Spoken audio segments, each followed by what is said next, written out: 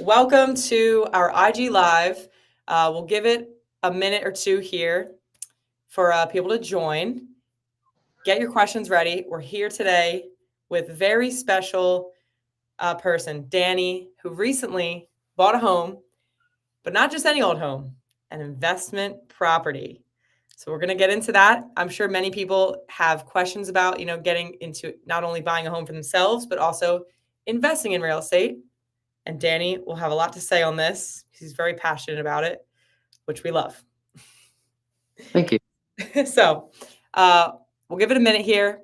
Welcome, everyone. This is called Our Way Home. It's a new video series that I'm starting on IG Live. And the whole goal of this video series is to empower others to build wealth through real estate by sharing stories from other actual homeowners. So not just me, sharing information about mortgage and real estate, but let's get the scoop from actual homeowners who have gone through the process and hear from their perspective.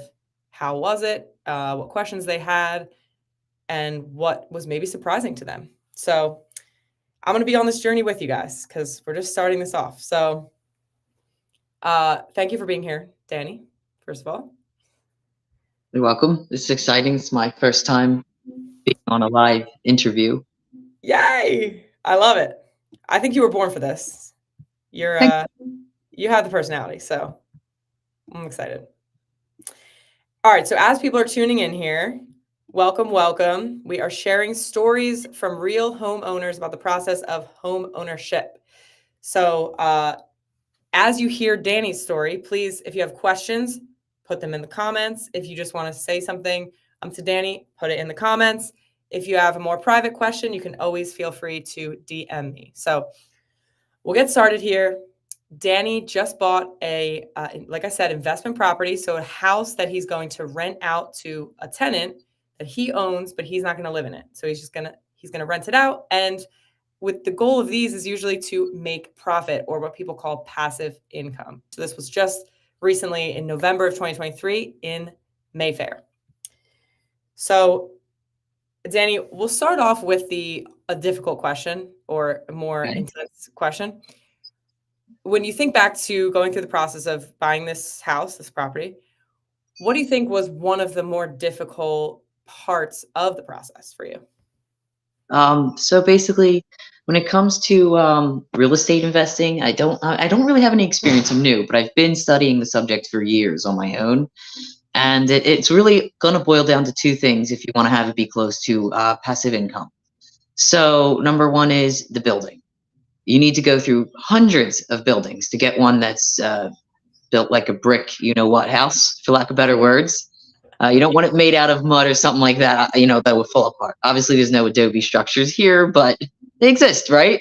So anyways, I had to go through countless 100-plus-year-old houses that had stones, like big, gigantic stones, this big, all stacked up, falling out of the walls, like very, very old masonry. Basically, you need to, just like in like a sales job, for example, it's the numbers game. You got to go through millions of them if you're going to get one that will not bite you in the posteriority, right? How do you even, just to dial it back a little bit, how do you even go about finding the real estate agent to work with to then go search all these properties? Oh, okay. So actually, I got lucky. I met Holly Iverson in the summer of 2023 when I saw a listing in Gray's Ferry, which is an area that's being constantly redeveloped right now and rebuilt, and northwestern part of South Philly. And I just saw the house. It looked good from the pictures, so I clicked the button so real estate agent would reach out to me for showtimes and such. So we went to go see it, and I just hit it off with her right away. We went in there and we're speaking fluent contractor about what needs to be taken out, which kind of circles us back to what we were talking about earlier, where you're going to go through so many crappy houses to get solid building. You want to buy a money printer here, not a liability that's falling apart. So the sweet spot usually is between old and new. You're going to obviously have massive problems, no matter how well built it was. If it's either what they're putting up today, just like cars, they're made of plastic, or what they put up a long time ago could be solid, but it's crumbling in places, and it's just a lot, especially if the goal here is to buy it for business purposes and make money. But in all reality, I did meet her by chance, so I don't have a specific strategy here to give out an actionable step in order to get a qualified agent. Honestly, the only thing. What kind of, how did you know that it kind of clicked? Are there some questions maybe you asked, or you knew it was going to be someone you wanted to work with as a professional? With the discussion just coming out of analyzing the property, I could see that she really knew her stuff. And that is when I found out from talking to her that she does flip houses. So she is actually an investor. She, not only does she have a lot of clients that do invest, but she actually knows it. She actually puts her own wallet on the line. So she has to be halfway decent, unless, I didn't meet her begging on the street. So I'm assuming she's in business. But basically, if you didn't just get lucky, I would suggest calling the firm or the brokerage, whatever you refer to it as, and telling them your unique situation, that you need somebody that specializes in investment. Like, if you are looking for commercial realty, you're not going to get the same real estate agent that you're going to get from residential. That's right. And everyone has something different. Maybe that's like very important to them. So think about what those things are for you. Luckily, you knew you had a real steadfast vision of what you wanted, so you could go get that from the people you worked with, and throughout the process, you know exactly what you wanted. So sometimes that's half the battle, just finding that out, what exactly it is you're looking for. What's your goal? I would assume that you have your goal picked out before you go through all that legwork. Unless you're getting your steps in, I guess. Unless you're looking to get steps in. It's very hard. Yeah, right. So I would say, all right, so the most difficult part of the process for you was just physically looking through all the homes. Like, you have to be boots on the ground. This is not something you're like browsing a catalog online. It's like you got to be in there. So it's actually both. I had to check the online catalog every day to stay on top of these places. Once the quality ones pop up, they disappear, like in the COVID market. So if you look at the MLS and you see, 2 days up and gone, 2 days up and gone, which the average shopper would never ever see them list. They would just see what's been sitting, because they're not checking it at least once in the day, or once in the morning, once in the evening, in certain zip codes that they know they want to find a place in, or parts of town. Because then you'll automatically see those grayed out little pinpoints on your map that you've already viewed on the website. And then the new ones that pop up, you'll see immediately, and you can start making your calls. That's actually would lead into how I found this one. Yeah. So talk through that. How you found this one, and how you knew it was right time to make an offer.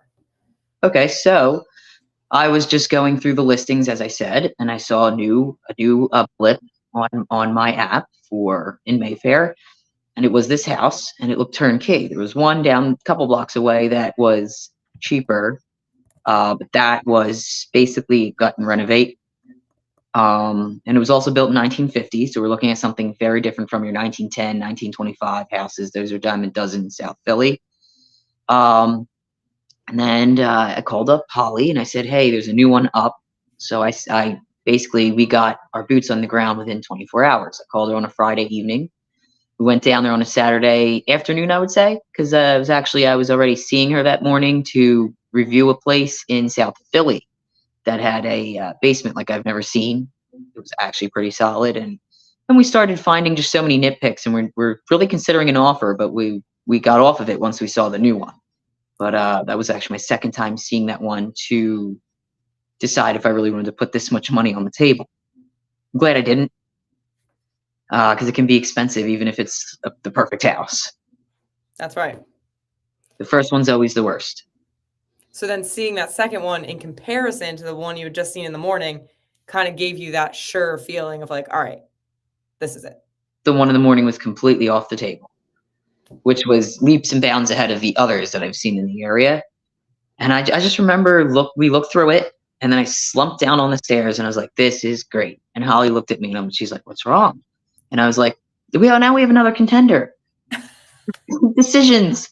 So we sat on the stairs for like over an hour comping out numbers and just trying to figure it out and what we wanted to do with the place, and comparing the costs that we would most likely incur with the one in South Philly versus the one in Mayfair. Okay, so that's good. Just kind of get to it right. Another Right. rule of thumb, some people say 10%, I say 30%. Add 30% to renovations. Mm. I got a story for you later. Oh boy, renovations. All right, we'll leave that for the end.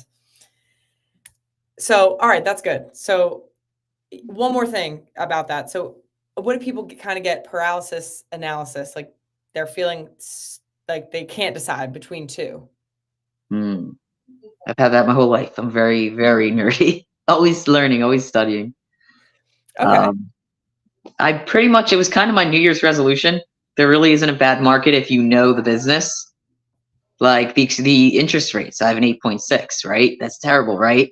But it's a short-term problem, which is even more motivation. It's a wonderful business. I mean, it's already down over a point, over a point. And think about what my margins are going to be when I refi in a year. Yes, It's going to be magical. It's already set to make anywhere from like 380 to 410 a month. that's beautiful. So you're Normally, gonna you're lucky if you're breaking even getting 100 or 200 a month for a beginner. exactly, exactly. Imagine what people could do with $400 or $500 a month in their pocket extra just for having this rental property. Something to think about. Won't have to work at Macy's in the holiday. All right, is there anything that going through the process, is there anything you learned that you didn't necessarily know before going through it for the first time?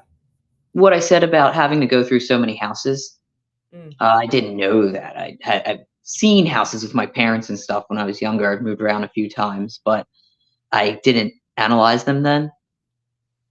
So I was learning a lot of that on the fly. okay, that's good. So you didn't know you would have to physically see that many houses, I didn't know that many, yeah, in order to make a decision. especially a decision like this, where you want something that's really going to stand the test of time for you. Right.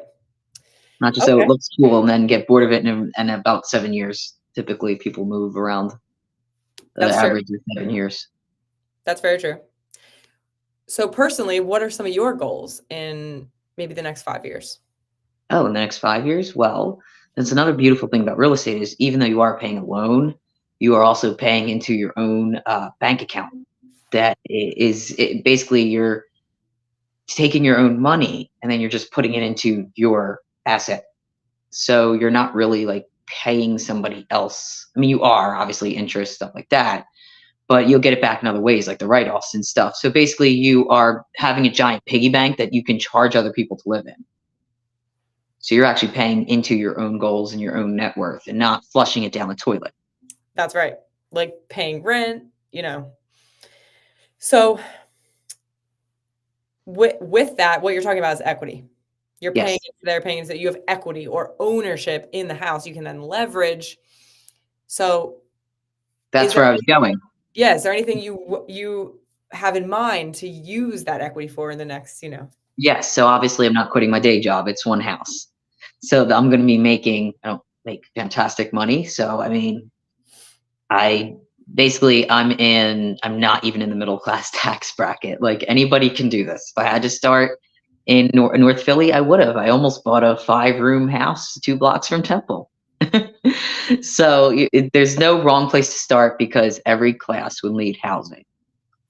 Um, if you can only afford a $100,000 house, if all you know and you're used to is living in $100,000 house, then you simply rent out to other people like you, working people, such like that, and then you can scale the richness of your quality of life and the rating of the units in your business, and then it can keep going indefinitely. That's actually what I was getting at earlier. Is when you're paying yourself the money instead of giving it away to somebody else's business or lining their pockets, then you can scale much easier. You do not have to work McDonald's wages for the next 10 years to get another down payment together. Or else I would say, why am I going to manage people? Why am I going to manage houses? Like, I'm not doing this. If I have to buy this thing, do all this extra side job work to wait 10 to 15 years to afford another, that's crazy. Then you would just do what most of the kids do today is just spend the money on Yeah, stupid yeah, things. Right, exactly. but it's the hardest one to get over is first. The first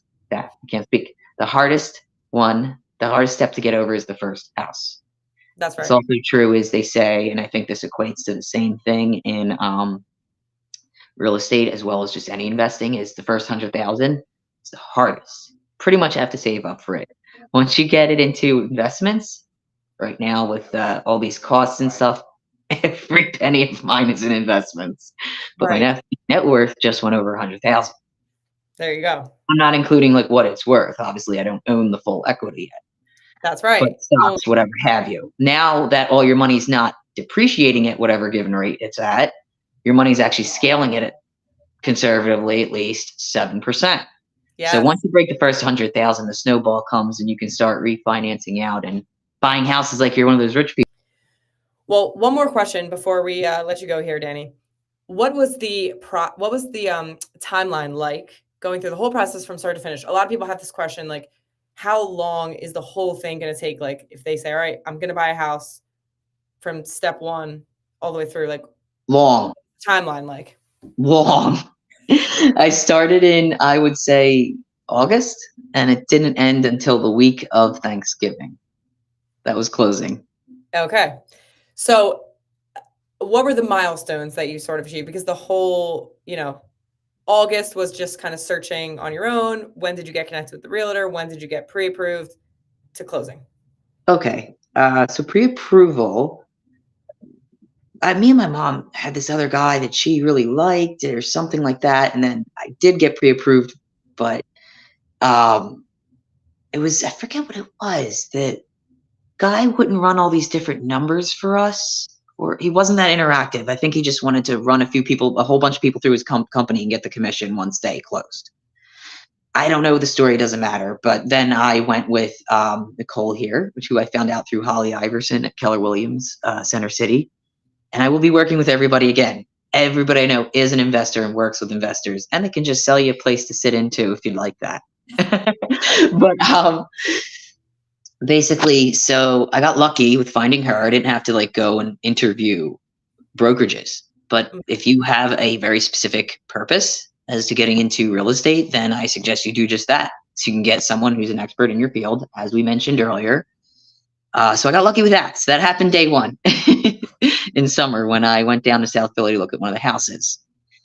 And then the joists on that were a mess. The floors it looked like a fun house. Don't get me started. That's another one. Anyways, I don't know why they didn't knock it down, build a new one. But we looked through hundreds of them, it felt like, until I want to say like a month before the closing. I would say at least a month before the closing. I would say late October. I saw the place, like I said, I saw the place pop up less than 24 hours, boots in the ground. I made an offer $10K under asking to start the conversation, because your first offer is the lowest you will ever pay. Then negotiations start. They're not going to automatically say like, oh, well, would you like it for 100 grand? You got to have to like toe the line between having them balk and starting the conversation. Right. And not also chewing a hole in your pocket, turning your cards. So anyways, I started that conversation and they said there's other people and other offers interested. I'm like, all right. So then we went in for asking price, since it was turnkey, with an escalation clause to $8,000 over asking, which we believed would be very fair for the house, not out of hand at all, or not that it wouldn't appreciate that in a year, or actually right away after the repairs I ended up doing. And then it turned out that they were first-time home buyers or had lower credit scores or contingencies or something with other houses. I don't know what their stories were, but the seller ignored them all and went for me and my large chunk of change, because they knew that basically the loan was a short thing and they were going to get the house sold. And then it took about a month for everything behind the scenes. I'm not a mortgage person or a licensed real estate agent. I took the course for my own education. Didn't feel like doing sales.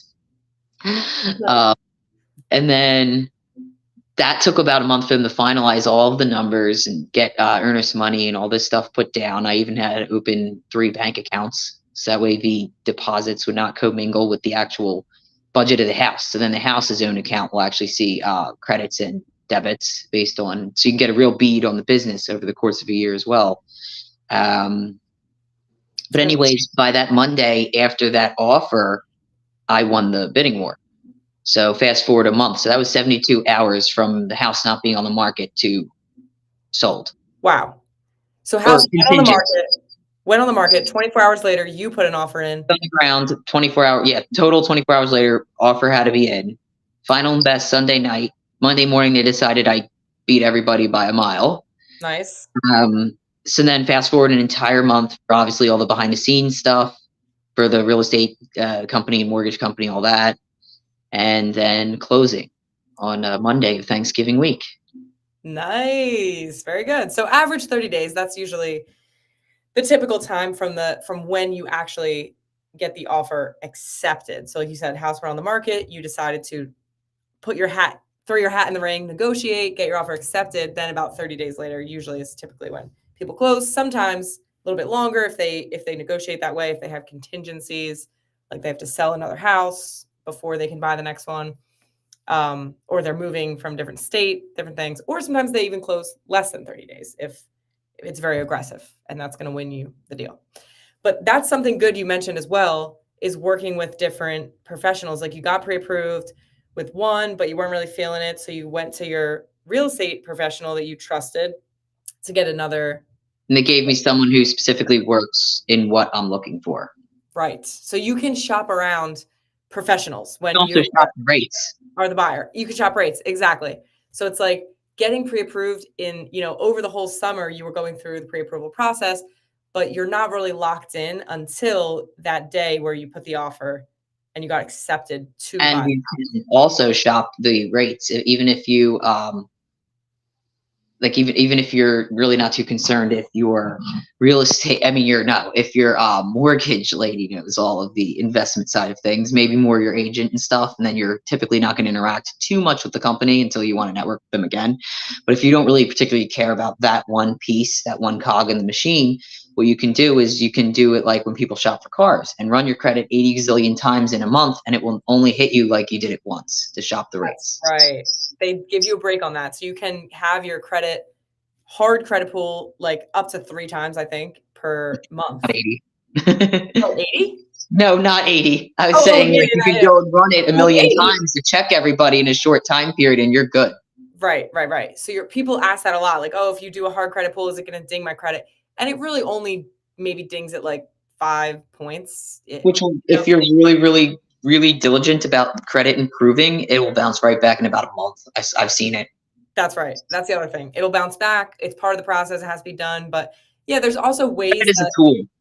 There's ways you could do a soft credit pull as well, which doesn't hurt your score at all. It doesn't cost anything. And you can just ask. You can also just ask for quotes from people. You can say, "Hey, I have a rough estimate. My credit score is this. This is my income." You can give them key points of information and just get a quote from people. Very true. You can basically just tell them, "Can you beat this or not?" And they might not be able to. They might have hit the floor, and there's no margins.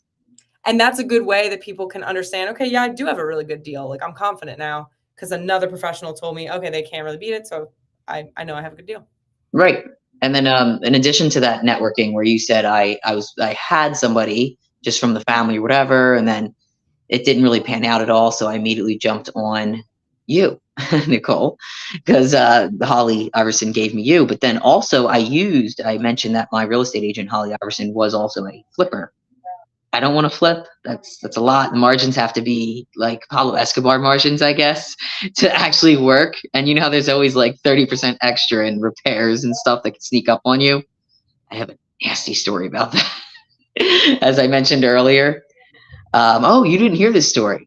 Well, about the What were you going to say about Holly? So I will finish that. So anyways, so the networking can keep going even beyond your mortgage person. Since she actually works in the industry and I'm not flipping, but I need work done. Now I'm working with her her all-purpose contractor, Amptron Electric, the head of that. It's a very small company. He just has a few employees and he's certified in plumbing as well as electrician. I said that wrong. HVAC and electrician. He's not certified in plumbing, but if you have like a leaking pipe, he can fix the pipe. Had him do the entire house. So this is important too. Your network is your net worth. People say that a lot, but it really is like, yeah, your network, who you surround yourself with, is going to help you throughout the process. So make sure it's people you trust, you want to work with, and then ask them. Don't be afraid ever to ask the professionals you worked with, your real estate agent, your mortgage lender, for referrals for other things within the industry, because it's likely that they work with other professionals in the industry much more frequently than you ever would. So they're going to have, reputations on the line. They know people's work ethic, and they're going to, refer you someone that they know is going to get the job done, that they trust and they've seen many times over get the job done. So that's a great place to start for referrals. All right, Danny. Well, we're going to have to catch up offline to hear more of your fun stories. But this was great. We'll let everyone go. And thank you for being here. Thank you for sharing your story. It's very important for people to hear. And if anyone has questions for Danny, again, he's tagged. So just put more comments if you're watching this live stream on the replay. Also, feel free to write questions for Danny. He can respond in Instagram. So have a great day, everyone, and we'll see you very soon.